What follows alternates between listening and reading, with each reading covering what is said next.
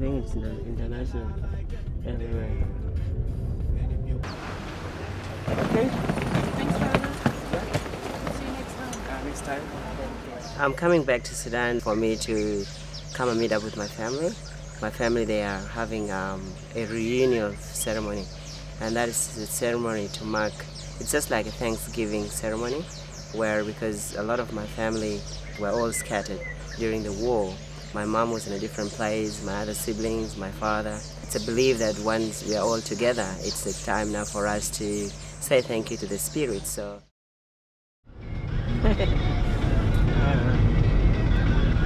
Again, you didn't put the seatbelt on. And this is the place where you need to put the seatbelt on. People drive here like they're out of their minds. They don't put seatbelts, but this is the place where you need the seatbelts. They just drive crazy. Star Hotel. It's really a star. And it's next to River Nile, come on. You can just walk over there and just walk to River Nile. Brilliant. When I left Sudan around 1986, and then all this time I've never been back to Sudan again until 2007. So in 2007 I spent 3 days in particular here in Juba, and the difference between then and now is just a huge jump. In fact, the hotels you could see around here, most of these hotels were tent. You would sleep in a tent, and so there wasn't even roads or proper administration blocks. As you have seen, there is a lot of different ministries, and it looks really very functioning. Obviously that tells you that there is a lot of progress.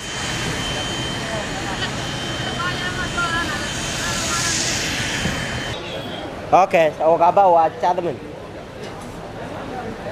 okay, all right. Yeah, we gotta go.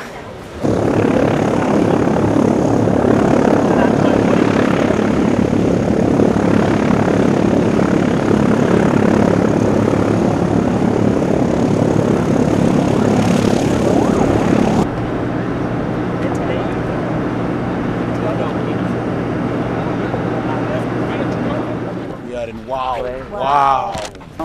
This is my hometown.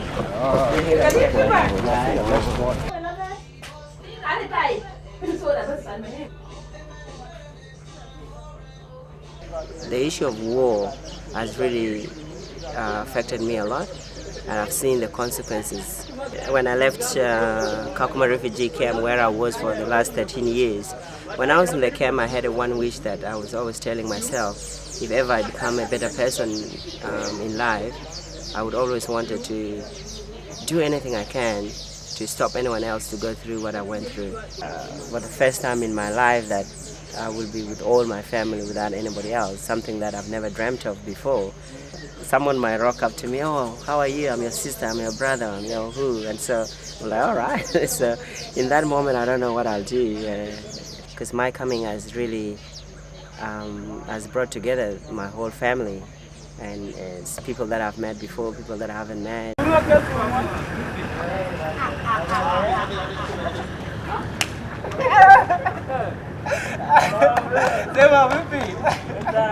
Long time, man, no see.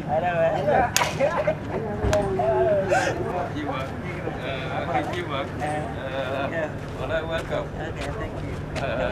That's very good time. Yes, no man, you look sharp, man. Alaikum assalam again. And then Sarah again?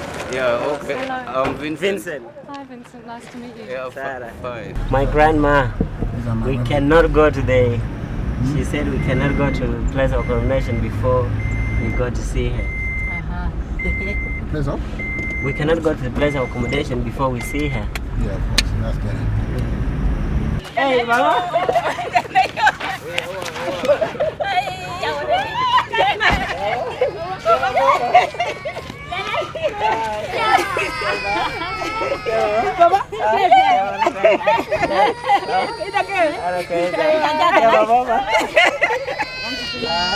Kêu đó. Ok. Giải kêu đó.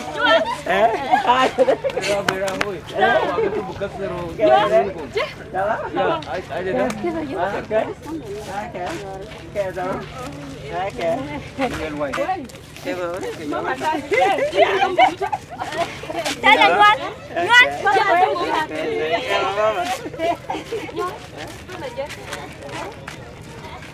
If I knew that we were going for that long time without seeing my family, it would be really bitter, because when I left, my mom was crying. And now I know why she was crying, because I think she knew that it is going to be a very long time before she would even see us. She was left to raise children on her own, not knowing where her husband is and other kids. She didn't know where they are. I just don't know how she managed to live by herself. Yes, Mama. Are you going to sleep there? Yes, can't understand the language. Yeah. Yes, Mama. Yes, You Mother.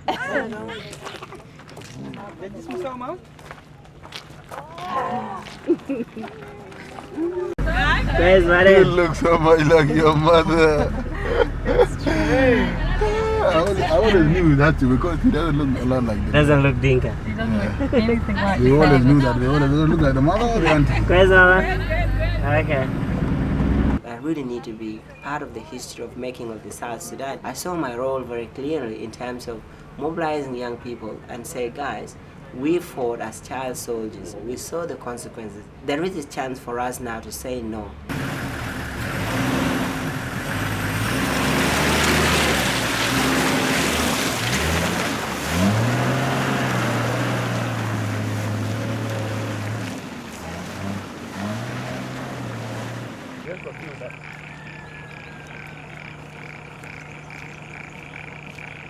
Oh, that feels good. Nothing feels good, is it? That feels good. Look at this one.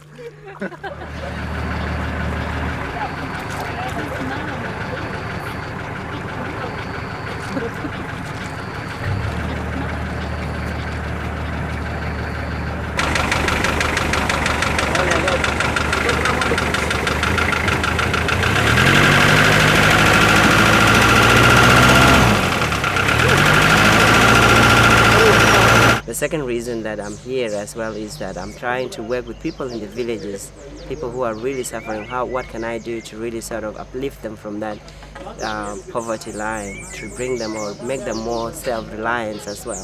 While I'm here, of course, there will be a lot of things that I'll be involved in. And one of the things is that I've decided to help out with one of the organizations called Sudan Production Aid. And that is, I see where I can put in my effort, my skills I've learned, to be able to use that to help people back in the villages.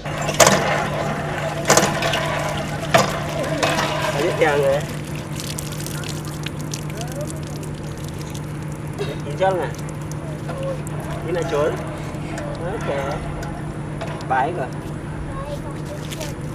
Phần lưng ra rồi. Rồi này đến phi thế. Baca berapa tuh kan? Oke. Itu ke? Karak delay. Karak dia? Oke. Bị bảy cấp. Đấy cấp biết không? Sao bảy con? Ôi.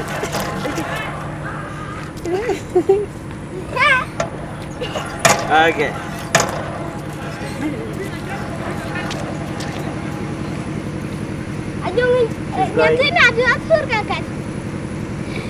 She's going 3 times. This is the seed now for next year. Right. Yeah.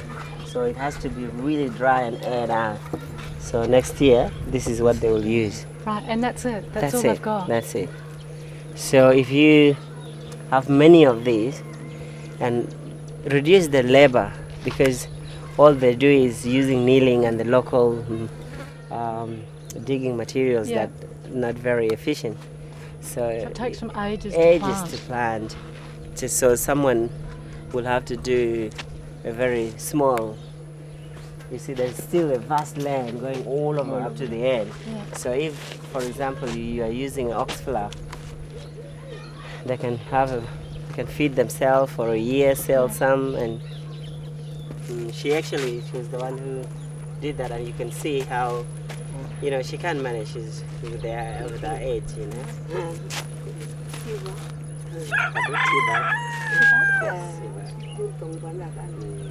So you're saying all of this will feed her family for about 4 months? 2 months. 2 months. all this. And what does she do for the rest of the time? Kuna chimin chin pekaro bin kabene kina un cham na nin ko ke nguja yini.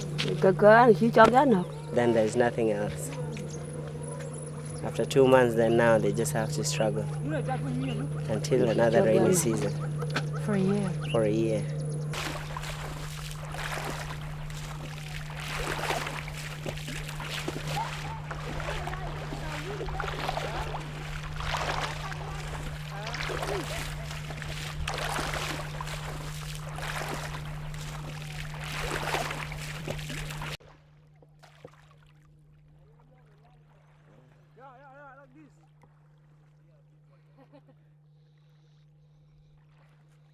After crossing the stream that we crossed to go to the village, and then being told this is the water that everybody drinks, they bathe in there, wash and do everything in that water, and then they start cooking with it, and I saw it with my eyes. It's a shocking thing. So for me, probably how to provide a clean water for them in that village, it would be a priority. Where do I start? That's my question now.